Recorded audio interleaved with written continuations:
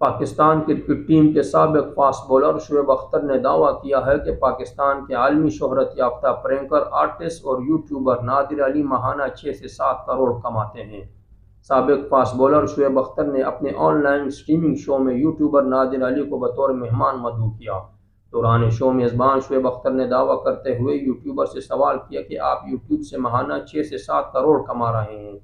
ہم نے اس حوالے سے تحقیق کی ہے، آخر ناظرین کو بھی بتائیں کہ ایک اچھا یوٹیوبر بننے کا کیا راز ہے۔